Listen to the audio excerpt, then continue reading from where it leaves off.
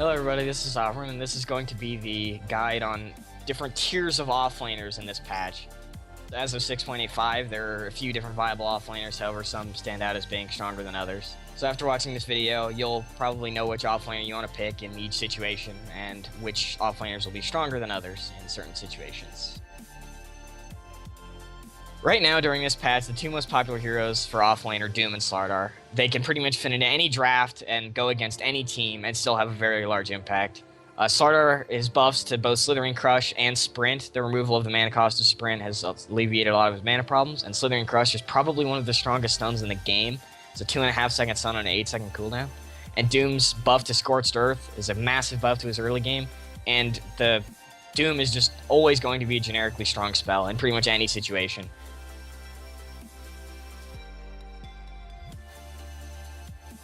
So, what makes Doom and Sardar your tier 1 offlaners this patch are the ability to pretty much pick them into any draft with any draft and still have a very large impact. This is because Doom has an excellent comeback mechanic with Devour, and he can just remove someone from a team fight entirely with Doom. Sardar, on the other hand, offers amazing initiation with Slithering Crush. Amplified damage synergizes very well with some of the popular heroes right now. And another thing that he's very good at is taking Roche. A lot of people forget about it, is that Sardar is one of the best heroes at taking Roche, because you can subtract, at max level, 20 armor off of Roche. It makes taking Roche really easily. Tier 2 offlaners are a bit more specific. Maybe they're good in this situation because they pick heroes who aren't good against them, or they just counter what the enemy has, or they work well with your heroes. Here's like Darkseer, Nightstalker, Nyx Assassin, Clockwork, Batrider, Beastmaster. Although they can function, they're a lot more specific, and you probably can't just first pick them into whatever unless you want to play that hero. They can have a large impact onto the game, however, they're a lot weaker in terms of being generic than Doom and Sardar. Like, Nightstalker is really good against a team who just wants to like spread out and farm, because Darkness and his Ags makes it really easy to hunt heroes who are off on their own. But if the enemy just wants to 5-man at you, then Nightstalker probably isn't the best pick. Or same thing with a hero like Nyx Assassin, where although he can have a large impact onto the game, he's a very weak laner, he gets zoned out, and he doesn't have a great comeback mechanic.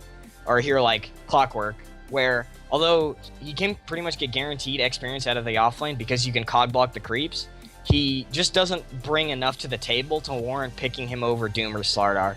Batrider is another one like that, where although he's very strong and he can come back and he's a fairly strong offlaner, he just doesn't bring enough to the table to warrant picking him over Doom or Sardar. So although they're not particularly weak, they're either just outright worse than Doom or Sardar, or they're a lot more specific than Doom or Sardar. Heroes who also deserve a special mention, I think, are Spearbreaker and Tusk. Although they typically don't go into a solo offlane scenario, them in both a dual lane or a roaming situation can have the impact that an offlaner would have without going solo offlane. For tier 3 are heroes that are a lot more specific, and you probably won't pick them, but they're still worth a mention. Heroes like Timbersaw, Sand King can even function as a solo offlaner. Earthshaker can have a large impact as a solo offlaner.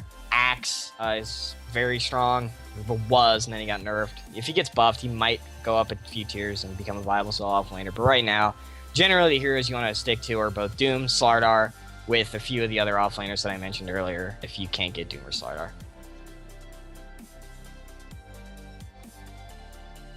Thanks for watching, everybody. If you have any questions or criticisms, feel free to leave them in the comments below. Thank you for watching. Goodbye.